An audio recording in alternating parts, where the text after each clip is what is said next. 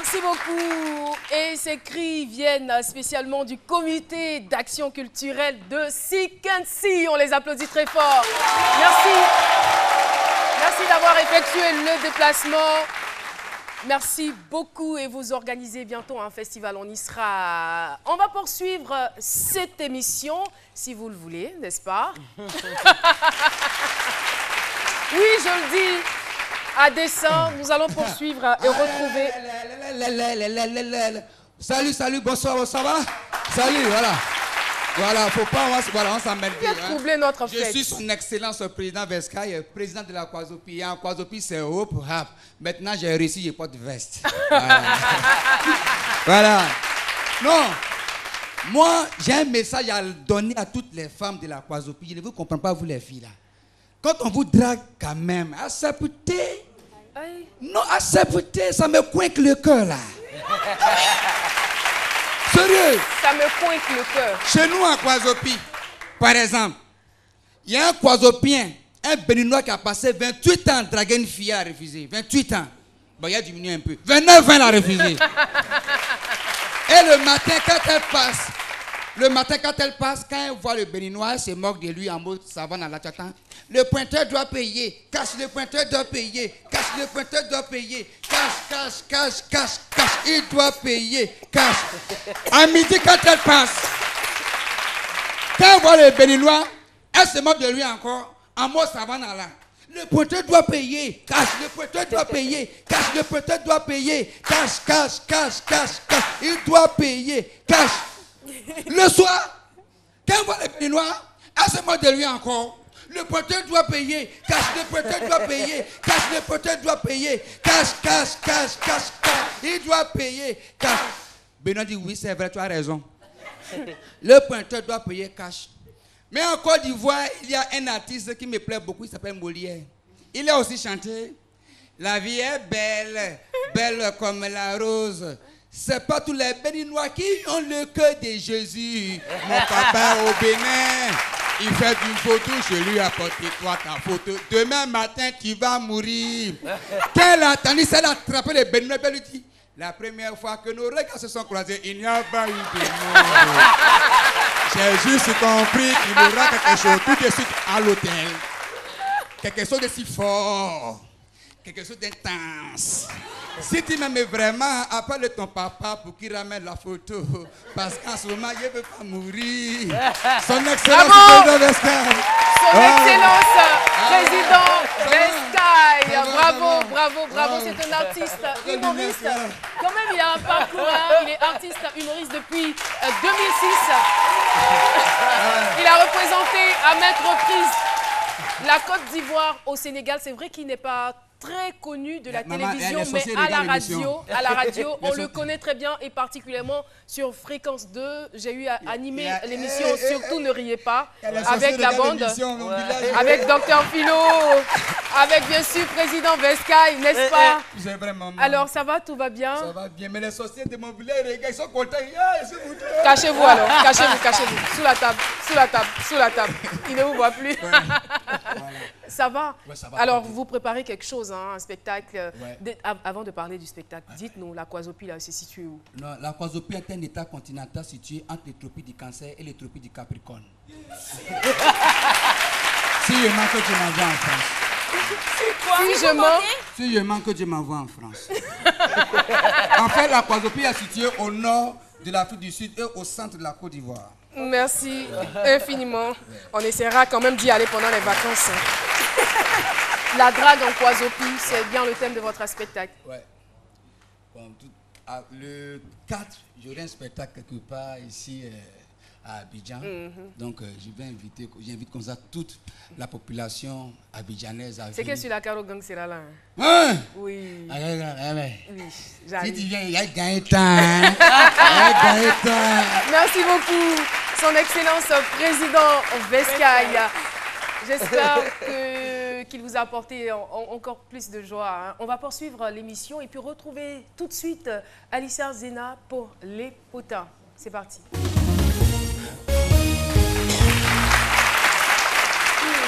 Caroline, on va commencer avec une nouvelle un tout petit peu triste, enfin une nouvelle triste. L'ancien Camara, l'époux de notre diva, Aïcha Koné, nous a quittés le 25 novembre suite à une courte maladie. Je précise qu'il avait 2 enfants avec la diva, Semini et Bamba Camara, Semini qui est à Conakry et Baba qui est en Thaïlande. Donc toute l'équipe de Semidi se joint à moi pour dire Yako à la diva. On sait que c'est pas facile, mais dû au contrôle.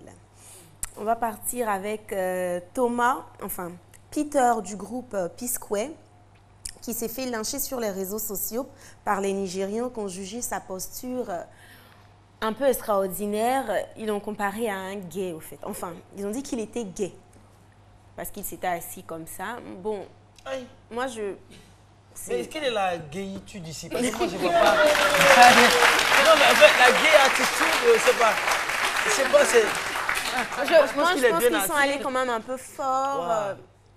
Après, peut-être qu'il s'est oublié, ou bien puis il s'est assis comme ça, mais c'est pas... Ou bien c'est en fonction du monsieur qui est à côté aussi, parce que lui aussi, bon, quand on voit aussi le ventre bien, on se dit, bon... C'est quoi le rapport? Non, mais c'est... Oui, je veux dire, avec les photos, ça peut aller très vite. Oui, très vite. Peut-être qu'ils étaient en train de converser sur un sujet important ou peut-être léger, je ne sais pas. Moi, je ne pense pas qu'il y ait de quoi faire tout un drame. Hein. Je ne pense pas qu'il y ait de quoi faire tout un drame. On ne va pas le défendre parce qu'on ne connaît pas sa vie forcément. Effectivement. Je précise qu'il est marié et qu'il a 2 enfants. Parce qu'on ne la connaît pas sa vie encore. Après, on part avec Ramatoulaye. On part avec Ramatoulaye DJ qui s'est marié ce week-end. J'ai gâté! C'est gâté! Moi, j'ai du mal à le reconnaître sur la photo. Mais heureux mariage à toi, Ramatoulaye. Beaucoup de bonheur et beaucoup de succès. Pourquoi vous avez eu du mal à le reconnaître? Il était beaucoup trop sérieux. No comment. C'est pas une blague. C'est quelqu'un qui a dit ça dans le public. C'était la semaine dernière. Hein. Oui, ça s'est passé la semaine dernière. On part avec Cristiano Ronaldo qui a été aperçu en Espagne avec sa nouvelle copine qui s'appelle Georgina Rodriguez. Donc, après toutes les rumeurs qu'il y a eu sur la vie sexuelle de Cristiano Ronaldo, je pense que cette photo-là est quand même assez claire. Ouais. Et voilà, il aime les femmes. Voilà. On part maintenant avec... on va partir avec Kanye West qui est interné depuis une semaine dans un hôpital psychiatrique à Los Angeles. Donc, je précise que l'artiste a été interné pour paranoïa, trouble du sommeil, après avoir enchaîné des tournées dans tous les États-Unis. Donc, on accuserait sa femme Kim Kardashian d'être une femme maudite. On accuserait au fait le clan Kardashian d'être une famille maudite au fait. Parce qu'après Lamar Odom qui était dans le coma pendant plus de 2 semaines et Scott Disick, le mari de Courtney qui sombre dans l'alcool en ce moment. Moi, je précise qu'il n'en est rien de cela. Elle est au chevet de son mari en ce moment. Elle lui donne à manger. Comme il le dit, elle est son rock. On va partir avec un membre du groupe Force One qui s'est fait choper en train de dormir. C'était lors d'une tournée. Donc, je pense que ça explique que le métier n'est pas facile. Hein. Le métier n'est pas facile, c'est difficile. Il dit Woro même. Dormir, c'est naturel. Hein. C'est un besoin naturel. Mais dans quelles conditions? On va terminer avec Alain Taï. Alain Taï, homme de culture, qui, en se baladant comme ça, a trouvé un village qui portait son nom. Donc, je pense que voilà qui est fait. C'est tout pour aujourd'hui, Caroline Dassi.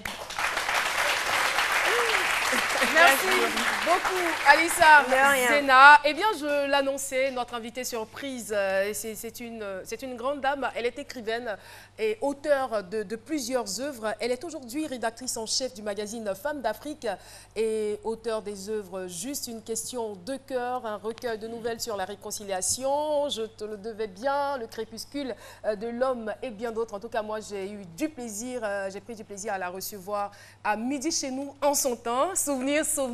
On va la recevoir. Son nom, c'est Flore Azoumé. Flore Azoumé est notre invitée surprise. Et justement, on est là avec vous pour parler de femmes d'Afrique. Tout d'abord, bienvenue sur notre plateau. On est très très heureux, très content de vous avoir. Bonjour. Vous allez bien? Très bien, très bien.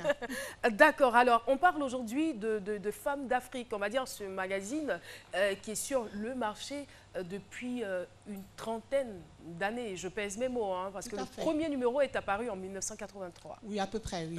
Ça ne nous rajeunit pas? Pas du tout. Et puis après, il y a eu quand même des périodes, on va dire, je ne dirais pas de déclin, c'est trop fort, mais quelques petites Oui, c'est un magazine qui a eu une destinée un peu chaotique, hein, donc il est mort, ressuscité, voilà, plusieurs fois. Et je crois que la dernière parution était en 2012. Et il y a à peu près un peu plus d'un an, Venance Conan, directeur général de Fraternité Matin, écrivain et ami aussi, donc au cours d'une discussion un peu banale, on parlait des médias féminins. Il a parlé de femmes d'Afrique et j'ai émis quelques idées. Et il m'a dit, ah, bah, c'est intéressant. C'était quoi les idées non écrites? Les idées, c'était, bon, il voulait expliquer pourquoi femmes d'Afrique de l'époque ne pouvaient pas marcher aujourd'hui. Et il était très axé sur la mode et la beauté. Et moi, je lui ai dit aujourd'hui, une femme de 25 ans, de 35 ans, de 40 ans, ou de plus de mon âge, même si on veut être belle, élégante, on ne passe pas la journée devant notre miroir. Ça, c'est clair. Voilà, la femme d'aujourd'hui, elle est multiple, elle travaille, elle a des enfants, elle vit en couple, elle s'occupe de sa santé, de son alimentation. J'ai dit, il faut que ce magazine reflète la femme africaine, active, moderne d'aujourd'hui. Voilà. Bravo. Et je pense que vos idées ont payé entre griffes, parce qu'aujourd'hui, on a vraiment cette nouvelle version qu'on a tout de suite envie de lire. Hein. C'est très coloré. Et puis, voilà, je veux dire, la qualité du papier nettement améliorée. Tout à fait. Et en termes de contenu, qu'est-ce que vous avez décidé, je veux dire, au-delà de toutes les idées que vous venez de citer, qu'est-ce que vous avez décidé d'y ajouter? Déjà, c'est un magazine qui est bilingue. Il est français et anglais, parce qu'aujourd'hui, être bilingue, c'est la normalité. Tout à fait. Voilà. Et on a pour prétention de toucher les pays anglophones, donc vraiment d'être un magazine sous-régional, de toucher le Ghana, le Nigeria. Et puis, nous avons une population féminine anglophone ici, les femmes de la BAD. Yes! Voilà, We speak English very well! Voilà. Voilà. Oui, Méliane. Vous disiez tantôt que ce magazine voulait répondre aux besoins des femmes actuelles. Est-ce que vous avez pensé à une version numérique ou digitale? J'ai soumis l'idée à la direction de Fraternité Matin et l'idée est acceptée. Maintenant, c'est la mise en œuvre et j'espère qu'en 2017, nous aurons une page Facebook, on sera sur Twitter, Instagram, etc. et tout, parce que là aussi, c'est la modernité. Ouais. Merci beaucoup, Fleur Azumé. Et je crois bien qu'il y aura des événements annexes. Hein. Oui, tout à fait. Nous voulons vraiment que Femmes d'Afrique soit un label. Et donc, nous allons organiser en avril le premier salon Femmes d'Afrique, qui sera le reflet du magazine, mais aussi qui va parler de la femme de demain. Le thème sera « Femmes, avenir de l'Afrique ». Donc nous allons réfléchir donc, à l'Afrique de demain et quel rôle jouera la femme dans cette Afrique de demain. Et nous espérons avoir vraiment des personnalités féminines de haut rang, peut-être Michaël Jean, peut-être Madame Zouma. En tout cas, on a lancé des invitations et on aura vraiment des femmes de haut niveau, aussi bien africaines et aussi, surtout, ivoirienne. Avant de terminer, je vais vous suggérer un nom. Il y a de ces personnes, mais je veux dire, qui travaillent d'arrache-pied dans l'ombre, qu'on ne voit pas forcément, mais qui font un travail remarquable. Exemple, Madame Dekao qui réalise cette émission. On va faire un numéro avec elle. Avec plaisir, et je suis sûre que ça sera formidable. Merci beaucoup. Pas de souci. Merci Fleur Azumé, Femmes d'Afrique, nouvelle version, un magazine dans lequel toutes les femmes africaines se retrouvent. Merci d'être passée sur notre plateau et puis bon vent dans votre nouveau statut de rédactrice en chef du magazine Femmes d'Afrique. Dernière page pub et on se retrouve aussi pour la dernière chronique de cette émission. C'est parti. Dieu, c'est qu'est-ce que c'est ça là? Ah! Sorti dans ça là, acheter des unités. Mais tout ton argent va foutre dans ta main. Oh, moi-même, J'ai encore de l'argent sur mon compte Move Money. Donc, Soleil, tu peux briller. Moi, je suis à l'homme. Avec Move Money, achetez à tout moment des unités pour vous ou un proche. Tapez étoile 155, étoile 3, étoile A, dièse. Move Money est mieux. C'est encore mieux avec Move Money. Move, no limit.